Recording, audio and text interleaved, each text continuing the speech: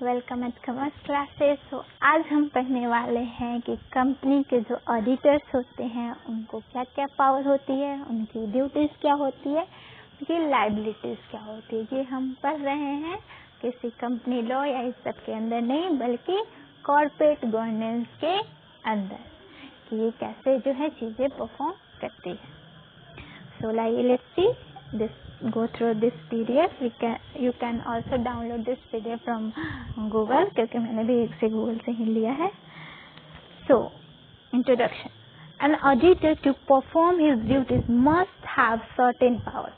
एक ऑडिटर अपने ड्यूटी को परफॉर्म करे उसके लिए उसे कुछ पावर्स होनी चाहिए, जिसके बिना without which it may not be possible for him to perform his duties honestly, and thereby he might be held liable for any loss which the company might suffer.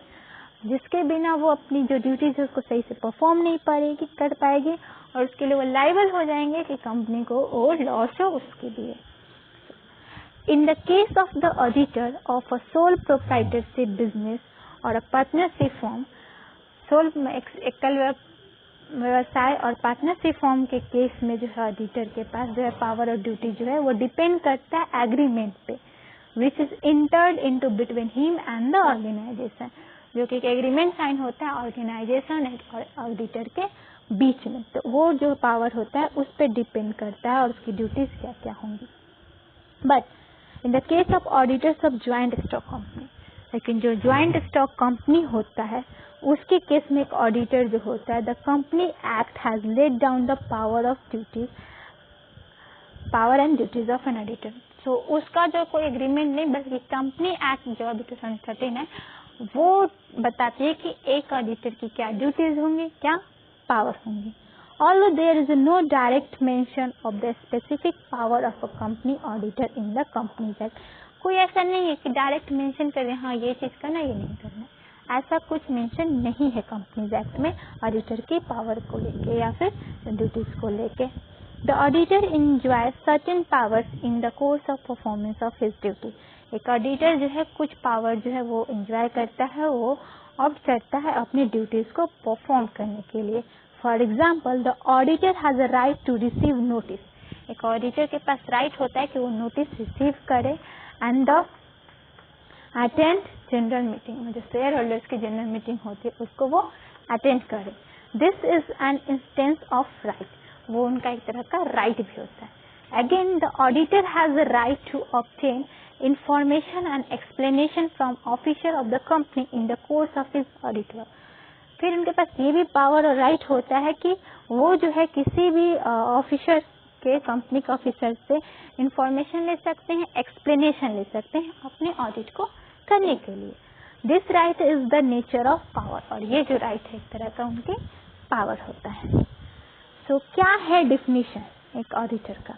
तो एक auditor is an independent professional person. एक auditor जो होता है independent, किसी पे उसके depend, वो स्वतंत्र होता है, वैसा पर्सन होता है जो कि क्वालिफाइड होता है ऑडिट को परफॉर्म करने के लिए। In accounting an auditor is someone, accounting में जो है ऑडिटर जो है वो पर्सन होता है जो कि रिस्पॉन्सिबल होता है evaluating the validity and reliability of a company's और ऑर्गेनाइजेशन फाइनेंशियल स्टेटमेंट, जो कि रिस्पॉन्सिबल होता है कि हम वो अप्रूव करता है कि किसी भी ऑर्गेनाइजेशन या कंपनी का जो फाइनेंशियल स्टेटमेंट है वो वैलिड है, उस पे हम विश्वास कर सकते हैं after the sign off the auditor. The term is sometimes synonymous with a controller. कभी कभी हम ऑडिटर को जो है कंट्रोलर के नाम से भी जानते हैं। लैटिन लैंग्वेज में ऑड्रे, इसी से जो है ऑडिटर आया है, जो कि ऑड्रे का मीनिंग होता है टू हियर।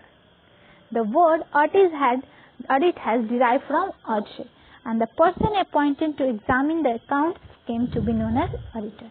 तो ऑडिट जो है वर्ड ऑड्रे से डिराइव हो गया, जो पर्सन अपॉइंट होता है एग्जामिन करने के लिए अकाउंट्स को, उसको हम ऑडिटर बोलते हैं। तो क्या क्या पावर्स होते हैं एक कंपनी के ऑडिटर का? तो auditor will have access to books of account and voucher.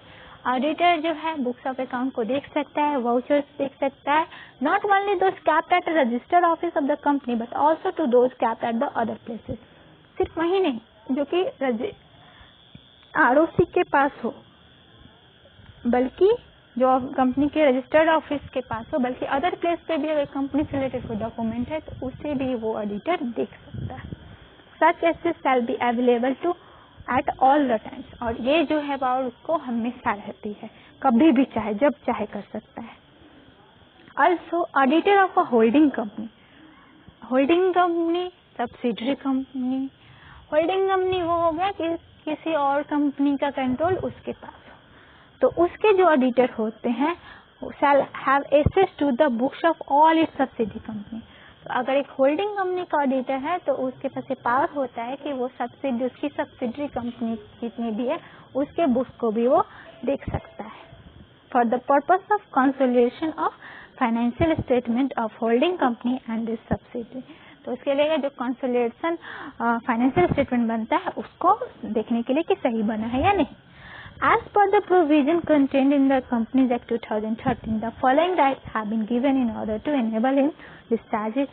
कुछ जो है कंपनीज एक्ट 2013 में जो है कुछ पावर उनको डिफाइन करा गया कि हाँ इनको जो है एडिटर को ये पावर होंगी जिससे कि वो ड्यूटीज को अपने सही तरीके से परफॉर्म कर सके। तो फर्स्ट है right to access. Section 143(1) companies act 2013 में बोला गया कि जितने भी ऑडिटर होंगे कंपनी का उनके पास ये राइट होगा कि जब चाहे all the times of books, account, voucher of the company कहीं भी रखा हो ये सारी चीजें, हेड ऑफिस में, कंपनी में, सब्सिडी में, अदर प्लेसेस पे, उसको ये लोग जो है एसेस कर सकते हैं, उसको देख सकते हैं। यहाँ जो बुक जो है वो स्टैटिस्टिकल कॉस्टिंग बुक, सब मतलब जितने भी कोई भी किसी भी तरह का बुक्स, अकाउंट या किसी तरह का पेपर डॉक्यूमेंट्स वगैरह वो सब चीजें ये एक्सेस कर सकते हैं। The auditor shall be entitled to require from officers of the company such information and explanation as he may consider necessary for performance of his duty. Auditor के पास ये भी चीज रहती है कि वो जब चाहे किसी भी ऑफिसर से वो इंफॉर्मेशन या एक्सप्लेनेशन मांग सकता है जिससे कि उसको लगता है कि उसको जरूरत है ड्यूटीज को अपने परफॉर्म करने के लिए। There is an inclusive list of matter for which auditor shall seek information and, कुछ लिस्ट दिया गया है जिसके लिए उन्हें इंफॉर्मेशन की जरूरत पड़ती है, जिसके लिए वो से पूछते हैं। This list helps auditor to take special care on serious issue. The list includes, ये जो लिस्ट है उनको हेल्प करता है कुछ सीरियस इशू को देखने के लिए। First, loans and advance made by the company. Company जो लोन्स एंड एडवांस लेती है उससे related. Auditor shall inquire into whether loans and advance made by the company on the basis of security have been properly secured and whether the terms on which they have been made are not prejudicial to interest of the company और its member. Auditor ये देखता है, ये inquiry करता है कि कहीं जो लोन या एडवांस कंपनी जो दी हुई है उसके लिए क्या सिक्योरिटी वो सही ले पाया है या फिर किसी कंपनी या उसके मेंबर्स के इंटरेस्ट के लिए जो है वो चीजें तो नहीं दिया गया है लोन, किसी मतलब पर्सनल बेनिफिट के लिए। तो ये चीजें भी वो इंक्वायरी करता है। It is applicable to all loan and advances made on the basis of security, और ये जो है एप्लीकेबल होता है हर एक लोन और एडवांस पे जो कि सिक्योरिटी के बेस पे होता है। The auditor should verify that security held against the loans and advance made by the company are legally enforceable and also ascertain that valuation of securities to see whether the loan is fully secured or partially secured। साथ में ये भी देखता है कि जो loans हम advance दिए हैं उसके बदले जो सिक्योरिटी हमें मिली है क्या वो लीगली हम उसको फिर ऐसा तो नहीं है किसी और के सामने हमें सिक्योरिटी के फॉर्म में दे दी गई है। ये चीज भी देखते हैं कि क्या लीगली हम उसको एक्वायर कर सकते हैं अगर डिच किया गया लोन तो, और फिर अगर रिक्वायर भी कर सकते हैं तो क्या उससे उतना हम कितना कवर कर सकते हैं लोन में, क्या वो फुल्ली सिक्योर है या पार्शियली सिक्योर है। तो इन सब चीजों को जो है ऑडिटर इंक्वायरी करता है। Second, transaction represented by book entry. जो ट्रांजेक्शन होता है बुक एंट्रीज में उस रिप्रेजेंटेड उसको लेके auditor is required to inquire whether the transaction of the company which are represented merely by books entries are not prejudicial to the interest of the. फिर ये देखते हैं कोई भी ट्रांजेक्शन जो हो रही है बुक एंट्रीज में क्या वो पैसा तो नहीं है कि वो कंपनी के किसी मेंबर्स के या कंपनी के इंटरेस्ट में हो। वो वेरीफाई करता है all book entry transaction determine whether the such transaction have actually taken place and are not prejudicial to interest of the company। फिर ये देखता है कि जो ट्रांजेक्शन शो किया गया वो रियली में हो, ऐसा नहीं है कि ट्रांजेक्शन हुआ ही नहीं और हम मेंशन कर दें। तो वो उसका काम ऑडिटर का ये भी होता है कि वो देखता है कि रियली में वो ट्रांजेक्शन हुआ और कंपनी खुद के इंटरेस्ट के लिए नहीं किया हो। फिर थर्ड है sale of investment. Auditor should inquire whether so much of the assets of the company except an investment company or a banking company as consist of share, debenture and other securities have been sold at a price less than and at which they were purchased by the company।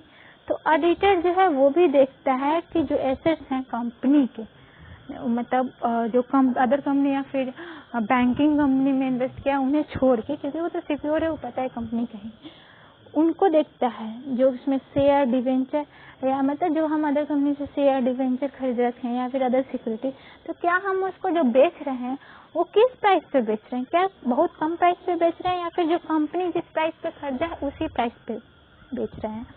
Auditor must verify the cases where securities are sold at a price less than their cost of the acquisition.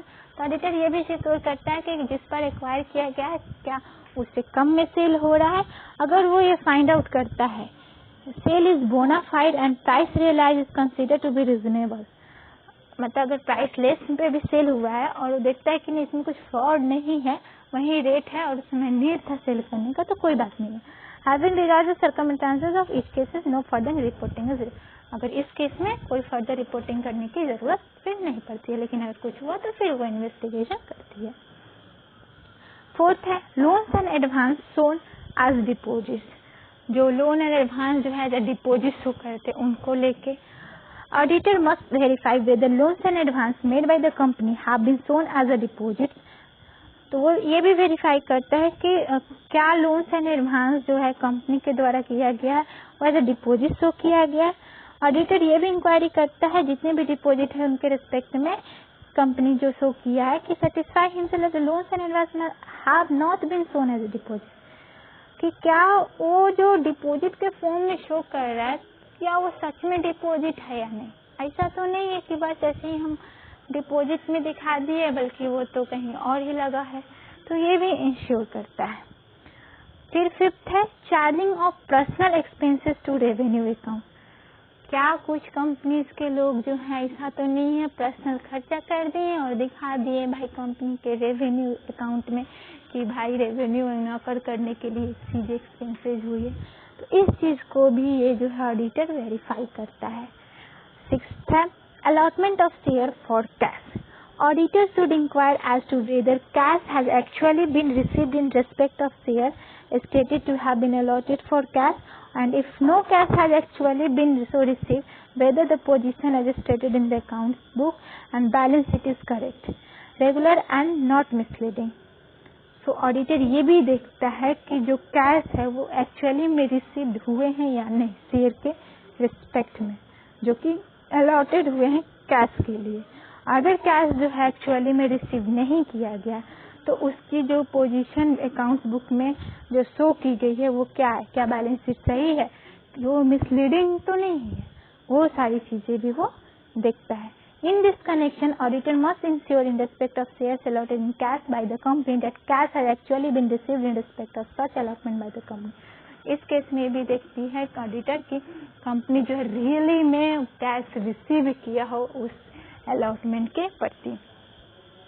तो ये जो है कुछ इसके जो कह सकते हैं कि राइट्स थे, पावर थे कि ये सारी चीजें वो कर सकती है।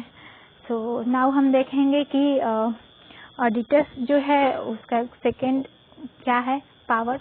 ये तो फर्स्ट पावर थी राइट टू असेस में कि क्या क्या वो कर सकती है, और द सेकंड पावर हमारा है ऑडिटर का कि वो ऑडिट रिपोर्ट को साइन करती है। तो सेक्शन 145 जो है कंपनीज एक्ट का वो बताती है कि ओनली द पर्सन जो अपॉइंट किया गया हो ऑडिटर के लिए वह इसका राइट होता है कि वो ऑडिटर को उसकी पास पावर होता है कि वो ऑडिटर रिपोर्ट को साइन करे और ये ऑथेंटिकेट करे कि वो डॉक्यूमेंट जो है कंपनी का कि वो सही है by the law. Any qualification, observation or comments on financial transaction matter which have any adverse effect on functioning of the company mention in the auditors report. अगर कोई भी कमेंट हो, ऑब्जर्वेशन हो, क्वालिफिकेशन हो जो कि कंपनी के function को एडवर्स निगेटिवली अफेक्ट करता है, तो वो जो है ऑडिटर जो है अपने रिपोर्ट में उसको मेंशन करता है और जो है उसको पढ़ा जाता है जनरल मीटिंग में कंपनी के। And shall be open in inspection by the members of the company. और जो फिर है कंपनी के मेंबर्स पे से रिलेटेड जो है उस पर इंक्वायरी की जाती है। फिर थर्ड है ऑडिटर इन जनरल मीटिंग। उसकी राइट होती है, उसके पास पावर होता है कि वो जनरल मीटिंग को अटेंड करे। It is a prime requirement under section 136 that the company must send all notice and communication to the auditor. Company के पास ये मैंडेटरी होती है कि वो जितने भी इंफॉर्मेशन या कम्युनिकेशन वो ऑडिटर को सेंड करे जो भी जनरल मीटिंग से रिलेटेड होगी। And he shall attend the meeting either through himself और थ्रू हिज रिप्रेजेंटेटिव। और ऑडिटर या खुद या अपने किसी बंदे को अपने जो प्रॉक्सी होगा उसको भेज के उस मीटिंग को अटेंड करवाएगा। Who shall also be an auditor, जो कि उसका प्रॉक्सी भी एक तरह का ऑडिटर ही होगा। Such auditor must be given reasonable opportunity to speak at the meeting on any part of the business which concern him as the auditor। और उस ऑडिटर को ये पावर रहेगा कि वो कब जब उसको पूरा ऑफर मिलेगा, अपॉर्चुनिटी मिलेगा कि उस मीटिंग में बोल सके जहाँ भी उसके बिजनेस के कंसर्न में उसकी जरूरत हो बोलने की एज अ ऑडिटर।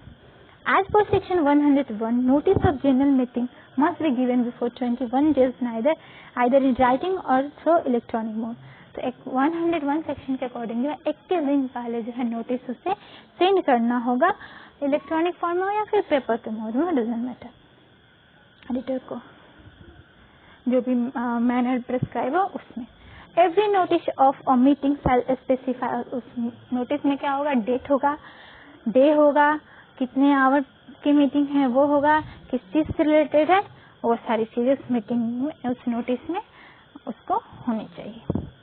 फिर फोर्थ जो पावर है वो है राइट टू रेमुनरेशन। जैसे ही एक ऑडिटर का काम खत्म हुआ तो उसको उसके बदले उसका रेमुनरेशन मिलना होगा। The right of auditor can not be limited और आइदर बाय द आर्टिकल्स और रेजोल्यूशन ऑफ द मेंबर। उसका जो राइट जो है वो लिमिटेड सिर्फ एओ और एमओ के द्वारा नहीं होता है। द रेमुनरेशन ऑफ ऑडिटर जो है कंपनी का वो फिक्स होता है जनरल मीटिंग में, जैसे जो प्रिस्क्राइब मैनर हो उसके अंदर। It must include the expenses, और जो भी उस ऑडिटिंग करने में जो भी एक्सपेंसेस हो वो भी उसमें इंक्लूड होता है, अगर वो कुछ एक्सपेंसेस उसके पर्सनल लेवल पे होते हैं तो उस ड्यूटी को परफॉर्म करने के लिए। But does not include any remuneration paid to him for any other service rendered by him at the request of the company। लेकिन उसमें ये रेमुनरेशन ऐड नहीं होगा कि जब वो कंपनी के रिक्वेस्ट से कोई अदर चीज परफॉर्म करता है तो वो चीज जो है उसमें रेमुनरेशन पे ऐड नहीं होगा जनरल मीटिंग में जो तय हो रहा है।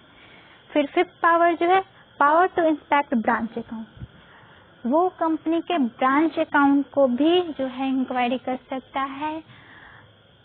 Section 143 sub section 8 companies act 2013 के जो है उसमें बताया गया कि accounts of any branch office are audited by a person other than the companies auditor. बोला गया कि कंपनी का ब्रांच ऑफिस जो है वो ऑडिटेड हो सकता है पर्सन से जो कि कंपनीज ऑडिटर के अलावा। The companies auditor shall be entitled to visit the branch office. Companies auditor के पास पावर होता है कि वो विजिट कर सकता है ब्रांच ऑफिस को अगर उसे लगता है कि उसको वही चीज करने की जरूरत है अपने ड्यूटीज एज ऑडिटर को परफॉर्म करने के लिए। वो जो है उस ब्रांच ऑफिस के भी जितने भी बुक्स अकाउंट भाउचर उसको जब चाहे एक्सेस कर सकता है आउटसाइड भी इंडिया, जो कि उसके लिए सफिशिएंट हो। अगर auditor allowed access to such copies of an extract from the books and accounts of the branch has been transmitted to the principal office in India. और उसे जरूरत हो तो जो भी अकाउंट्स है जो भी उसको डेटा चाहिए वो वहाँ पे इंडिया में भी मंगवा सकता है। सिक्स्थ पावर जो है power of controller and auditor. General of India in case government company section 143 sub section 5 to 143(7)। इस केस में जो है गवर्नमेंट कंपनी जो है auditor report among other things shall include the direction if any issued by the Comptroller and General Auditor General of India। इस case में बोला गया ऑडिटर रिपोर्ट जो होता है अदर थिंग के लिए उसमें जो होता है डायरेक्शन पे होता है और ये जो है इश्यू होता है CAG के द्वारा जो है इशूड होता है, controller and auditor general of India के द्वारा जो है इशू होता है। The action taken and impact thereof the companies account and financial statement, और इसके द्वारा जो भी है एक्शन लिया जाएगा और फिर कंपनीज अकाउंट पे और फाइनेंशियल स्टेटमेंट पे। CAG shall have a right to conduct a supplementary audit of financial statement of the company। CAG के पास ये भी वो एक तरह से एक्सटर्नल गवर्नमेंट की तरफ से होती है, उसके पास ये पावर होता है कि वो अलग से अपना जो है फाइनेंशियल स्टेटमेंट का ऑडिट कर सकती है कंपनी का एंड कमेंट अपॉन, और जो है उस पर कमेंट कर सकती है ऑडिट रिपोर्ट का 60 दिन के अंदर, जिस दिन उसको रिसिप्ट हो audit report under section 143 subsection 5। Provided that any comment given by the CAG upon, और कोई भी कमेंट CAG के द्वारा दिया जाता है और supplement to the audit report shall be sent by the company to every person entitled to companies of audited financial statement। और CAG के द्वारा कोई भी कमेंट दिया जा रहा है तो जो ऑडिट रिपोर्ट होगा वो कंपनी से रिलेटेड जो भी पर्सन होंगे जो कि ऑडिटेड से उसको उसकी कॉपी जो है सेंड किया जाएगा एंड ऑल्सो भी place before the annual general meeting, और उसको एनुअल जनरल मीटिंग में भी रखा जाएगा सामने and company at the same time in the same manner as audit, जैसे कि ऑडिट रिपोर्ट जैसे हम रिप्रेजेंट करते हैं उसी फॉर्म में। The CAG may be an audit called test audit to be conducted of the accounts of company covered under section 130। तो ये सारी चीजें जो है सेक्शन में कवर करते हैं। तो हम नेक्स्ट वीडियो में हम देखेंगे क्या ड्यूटीज है, जो कि ये सारी ड्यूटीज इसमें मेंशन की हुई है। So thank you.